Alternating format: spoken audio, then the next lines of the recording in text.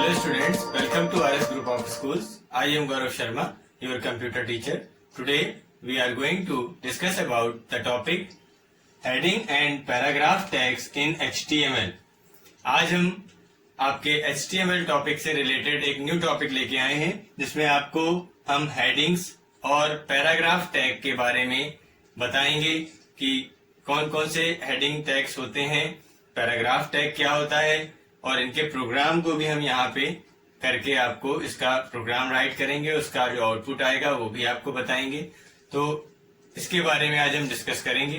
तो डिस्कस करने से पहले हम आपको एक जनरल टर्म्स बताना चाहते हैं कि एक्चुअल में हेडिंग होता क्या है और पैराग्राफ क्या होता है। वैसे तो हम सभी जानते हैं कि हेडिंग क्या है और पैराग्राफ क्या है, लेकिन इसको अगर हम इसकी एक एज ए डेफिनेशन के टर्म में देखेंगे तो देखिए हेडिंग क्या होता है। Heading defines the format and structure of a document.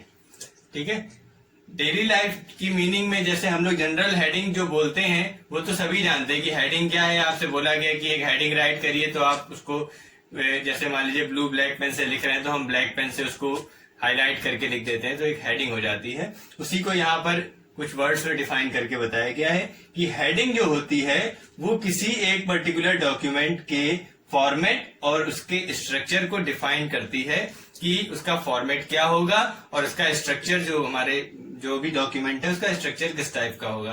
For example हम आपको बता दें कि जैसे मान लीजिए आपको कोई एक एप्लीकेशन राइट करनी है तो उसके लिए जो आप हेडिंग जब लिखेंगे तो एप्लीकेशन जो हम लोग हेडिंग डालते हैं वो सेंटर पे बीचों बीच बिल्कुल उसको लिख देते हैं। ठीक है, इसी तरीके से अगर हम कोई डिफरेंट स्ट्रक्चर या डिफरेंट फॉर्मेट के कोई चीज लिखना चाहते हैं तो उसकी हेडिंग का जो प्लेस होगा और जो स्टाइल होगा वो अलग तरीके का होगा। तो ये तो बात हो गई हमारे हेडिंग की।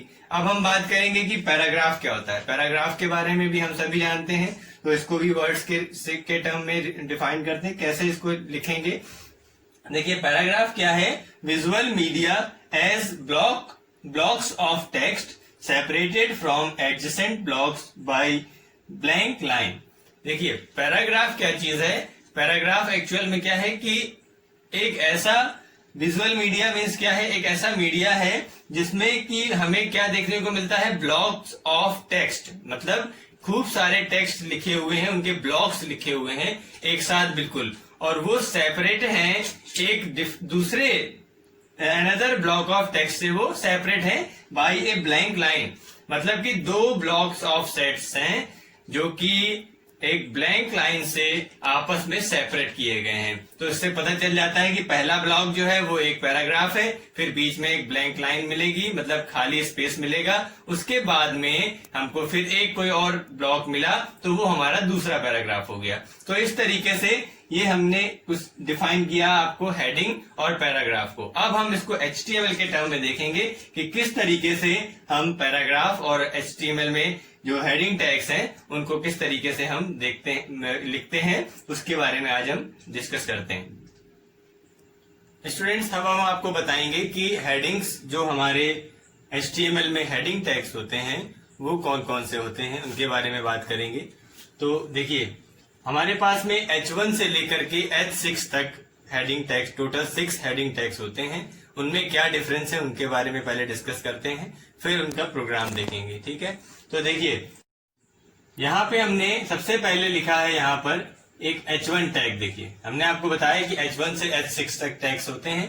तो जो H1 टैग है हमारा, ये हमारे लिए टॉप मोस्ट हेडिंग का काम करता है। जब हमको कोई सबसे टॉप मोस्ट हेडिंग अपने प्रोग्राम में लिखनी है तो हम वहां पर H1 टैग का यूज करेंगे। ठीक है, कैसे लिखते हैं इसको, हम यहाँ पर देखिए इसका सिंटेक्स हम आपको बता रहे हैं। यहाँ पर हमने H1 टैग लिखा, इसके अंदर हमें जो भी हेडिंग लिखनी है वो हम यहाँ पर लिख देंगे। ठीक है, मान लीजिए हमने लिख दिया यहाँ पर टॉप मोस्ट हेडिंग। ठीक है, और इसको हम अब क्लोज कर देंगे। ठीक है, H1 टैग को हम क्लोज करेंगे। ठीक है, तो ये हमारे हो गया क्या, H1 टैग हो गया। ठीक है, अब हम बात करते हैं H2 टैग की। अब देखिए H2 टैग जो है उसमें क्या डिफरेंस है, इनके साइज में डिफरेंस होता है। H1 से लेकर के H6 तक जो आपको टैग्स मिलेंगे, अभी इनका जब प्रोग्राम हम रन करके दिखाएंगे तो हम बताएंगे आपको कि क्या डिफरेंस है। इनके साइज में डिफरेंस होता है। ये सबसे बड़े साइज में होता है फिर ये उससे छोटे, फिर ऐसे करते करते साइज जो है वो डिक्रीज होता चला जाता है। ठीक है, तो H2 टैग जो हमारा होता है ये हमारे प्रोग्राम के मेन पार्ट्स को, मेन हेडिंग को दिखाने का काम करता है। जैसे ये हमारा टॉप मोस्ट हेडिंग बता रहा है और उसके बाद में जो उसकी मेन हेडिंग्स अंदर आएंगी उसके बारे में हमारा H2 टैग जो है वो बताएगा। तो ये हो गया हमारा क्या, मेन हेडिंग्स, मेन हेडिंग। अब देखिए ये हमने H2 को भी क्लोज कर दिया। इसी तरीके से हम अगर H3 टैग की बात करें तो उसको भी हम इसी तरीके से लिख सकते हैं। H3 टैग, अब देखिए ये टॉप मोस्ट हेडिंग बता रहा है, ये मेन हेडिंग बता रहा है। अब H3 क्या बताएगा, H3 टैग का यूज हम तब करेंगे जब हमने H2 का यूज किया होगा। मतलब कि कहने का क्या है कि अगर हमने कोई मेन हेडिंग लिखी हुई है, अब उसकी सब हेडिंग्स भी अगर हमको लिखनी है तो वहां पर हम H3 टैग का यूज करके लिख सकते हैं। तो यहाँ पर इसकी मेन हेडिंग की सब हेडिंग्स आ जाएंगी। तो यहाँ क्या आ जाएंगी, सब हेडिंग्स। ठीक है, तो इसको भी हम यहाँ पर क्लोज कर देंगे। तो ये सब हमारे जो H1, H2, H3 हैं, ये सब प्री डिफाइंड हमारे टैग्स हैं। ठीक है, प्री डिफाइंड का मीनिंग क्या हो गया कि इनकी जो साइज है वो पहले से ही डिफाइन करके हमारे सिस्टम में फीड होता है कि उतना ही साइज का, जितनी भी बार आप H1 टैग लिखेंगे तो इसी साइज का ही आपको फॉन्ट लिखा हुआ मिलेगा। H2 के लिए जो साइज प्री डिफाइंड है वो H2 में मिलेगा, H3 के लिए जो है वो H3 पे मिलेगा। तो इस तरीके से ये हम H1, H2, H3 का यूज मैक्सिमम करते हैं। अब इसके बाद में जो H4 और H5 और H6 है, इनका यूज रेयर किया जाता है। जरूरत पड़ने पे हम इनका यूज भी कर सकते हैं। ठीक है, मान लीजिए इनके अंदर भी कोई सब हेडिंग्स के अंदर भी कोई सब हेडिंग आ रही है तो हम इनका यूज करके उनको, उनकी डिटेल लिख देंगे। तो अपने आप ही वो साइज जो है वो थोड़ा थोड़ा डिक्रीज होकर के जब लिख करके आएगा तो हमको उसका रिजल्ट जो है वो पॉजिटिव रिजल्ट मिलेगा। और जो हमें समझ में भी आएगा कि जो मेथड हमने, जो मैटर लिखा हुआ है हमारे पेज में, वो कौन सा किसका सब पार्ट है, कौन सी मेन हेडिंग है, कौन सी टॉप हेडिंग है, वो भी हम उसको अलग अलग क्लियरिफाई कर पाएंगे। ठीक है, ये हमने यहाँ पर जो टैग लिखे हुए हैं, ये हमने ओपन टैग, ये क्लोज टैग यहाँ पर हमने लिखा हुआ है। क्यों लिखा है, क्योंकि हेडिंग टैग जो है वो हमारा कंटेनर टैग होता है, इसलिए यहाँ पर इसका स्टार्टिंग और एंडिंग टैग दोनों आपको देखने को मिल रहे हैं। आपको ये हमने पहले पिछले वीडियोस में डिफाइन किया है कि कंटेनर टैग और एम्प्टी टैग कौन कौन से होते हैं। जिसमें आपको ज्यादा मतलब स्टार्टिंग और एंडिंग टैग मिलेगा तो कंटेनर टैग होगा। जिसमें आपका सिर्फ और सिर्फ सिंगल टैग होता है, जिसमें स्टार्टिंग और एंडिंग अलग अलग नहीं, सिर्फ एक ही टैग से काम करते हैं, तो वो हमारे एम्प्टी टैग्स कहलाते हैं। ठीक है, तो ये इस तरीके से हमने H1 से लेकर के H6 तक बात करी। अब हम इसका प्रोग्राम देखेंगे और उसका आउटपुट भी देखेंगे। स्टूडेंट्स, ये नोटपैड का पेज है और यहाँ पर देखिए मैंने ये कोडिंग लिखी हुई है HTML की, जिसमें कि हमने हेडिंग के बारे में यहाँ पर सारी हेडिंग्स जो हमने आपको बताई H1 से लेकर के H6 तक जो होती हैं वो यहाँ पर मैंने लिखी हैं। ठीक है, और सभी के अंदर मैंने यहाँ पर हेडिंग लिख दिया है। मीन्स ये एक तरीके का टेक्स्ट है, एग्जाम्पल टेक्स्ट है। यहाँ पर आप कुछ और भी अपने अकॉर्डिंग हेडिंग यहाँ पर लिख सकते हैं। तो मैंने क्या किया है, यहाँ पर HTML टैग लिख करके, ये देखिए यहाँ पे मैंने क्या किया है, ये HTML टैग है, इसके बाद में ये बॉडी टैग है, बॉडी टैग के बाद में मैंने हेडिंग्स लिखना स्टार्ट किया है, H1 हेडिंग, H2, H3, इस तरीके से यहाँ पर मैंने लिखा हेडिंग 1, हेडिंग 2, हेडिंग 3, हेडिंग 4 लिखते हुए यहाँ पर मैंने सभी को क्लोज भी किया है। देखिए यहाँ पे H1 से H1 क्लोज हुआ है, फिर H2 से H2 क्लोज हुआ है। इस तरीके से ये क्लोज करते हुए मैंने लास्ट में बॉडी टैग को क्लोज किया है और फिर लास्ट में HTML टैग को क्लोज कर दिया है। तो देखिए ये मैंने प्रोग्राम यहाँ पर टाइप करके रखा हुआ है, ये आपने देख लिया। अब इस प्रोग्राम को जैसे ही हम सेव करते हैं तो सेव करने के बाद में ब्राउज़र में किस तरीके से ये प्रोग्राम खुल करके आएगा उसके बारे में हम देखेंगे। तो हम यहाँ से इसको प्रोग्राम को सेव कर रहे हैं और फिर देखते हैं ब्राउज़र में किस तरीके से ये ओपन होकर के आ रहा है। सेव का प्रोसेस आप पहले देख चुके हैं, इसलिए अब हम इसको डायरेक्ट ब्राउज़र पे देखेंगे कि किस तरीके से ये ब्राउज़र पे ये दिखता है। ये देखिए स्टूडेंट्स, मैंने सेव एज ऑप्शन पे जा कर के वहाँ पर फाइल का नेम टाइप करके और .html से उसको जैसे ही सेव किया डेस्कटॉप पे तो ये आइकन बन के आया था हमारा। आइकन से हमने उसको ओपन किया है तो ये ब्राउज़र पे हमारा पेज ओपन होकर के आया है। ठीक है, तो ब्राउज़र पे जैसे ही पेज ओपन होकर के आया है, देखिए यहाँ पर आपको सारा जो प्रोग्राम है वो एग्जीक्यूट होने के बाद में जो उसका आउटपुट निकल के आया है वो देखने के लिए मिल रहा है। देखिए यहाँ पर हम दिखा रहे हैं आपको हेडिंग 1 लिखा है, ये सबसे बड़े साइज़ में है, हेडिंग 2 उससे छोटा, हेडिंग 3 उससे छोटा, हेडिंग 4 उससे छोटा, हेडिंग 5 उससे भी छोटा और हेडिंग 6 जो है वो सबसे छोटा। इस तरीके से ये डिक्रीजिंग ऑर्डर में इसकी जो साइज़ है फ़ॉन्ट का, वो डिक्रीजिंग ऑर्डर में आपको यहाँ देखने को मिल रहा है। तो क्योंकि मैंने यहाँ पर H1 हेडिंग में हेडिंग 1 लिखा था, H2 में हेडिंग 2 लिखा था, H1 से लेकर के H6 तक हेडिंग 1, हेडिंग 2, हेडिंग 3 मैंने यहाँ पर दिया हुआ था। तो आपने देखा, जैसा कि आपको बताया गया है कि वो डिक्रीजिंग ऑर्डर में आपको उसका साइज़ यहाँ पर लिख करके आया है।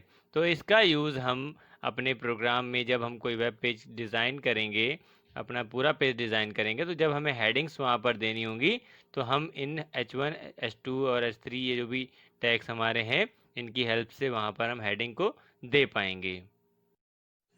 स्टूडेंट्स, अभी आपने हेडिंग टैग्स के प्रोग्राम का एक डिमॉन्स्ट्रेशन देखा है। अब आपको यहाँ पर हम पैराग्राफ टैग का एक सिंपल प्रोग्राम यहाँ पर बताएंगे, उसकी कोडिंग लिखेंगे और यहाँ पर उसका आउटपुट बताएंगे कि किस तरीके से उसका आउटपुट आएगा। ठीक है, तो देखिए, जैसे कि मान लीजिए हमको एक पैराग्राफ टैग का यूज करना है अपने प्रोग्राम में, तो हम सबसे पहले, आपको पता है कि हम HTML टैग लिखेंगे। HTML टैग लिखने के बाद में हम यहाँ पर लिखेंगे बॉडी टैग। अब हम यहाँ पर बॉडी टैग के पहले हम हेड टैग और टाइटल टैग भी दे सकते हैं अपनी नीड के अकॉर्डिंग। यहाँ पर हमें सिर्फ पैराग्राफ टैग को समझना है, तो हम उसी की ही बात करेंगे। उसके लिए हम क्या करेंगे, यहाँ पर लिखेंगे बॉडी टैग। ठीक है, देखिए HTML जो है वो आपको पहले भी बताया है कि केस सेंसिटिव लैंग्वेज नहीं है। HTML लैंग्वेज जो है वो केस सेंसिटिव लैंग्वेज नहीं होती है। इसका मतलब आपको बता चुके हैं कि देखिए, केस सेंसिटिव का मतलब होता है ऐसी लैंग्वेज जिसमें जो हमारे लेटर्स के केस हैं वो फिक्स होते हैं, तो वो कहलाती है केस सेंसिटिव लैंग्वेज। जैसे हमारी सी प्रोग्रामिंग है वो केस सेंसिटिव लैंग्वेज होती है। उसमें आपको पता है कि सारे लेटर्स, जो सारी कोडिंग्स जो होते हैं, कोड्स जो होते हैं, प्रीडिफाइंड कोड्स जितने भी हैं, कीवर्ड्स जो हैं, उनको हम स्मॉल लेटर्स में ही लिखते हैं।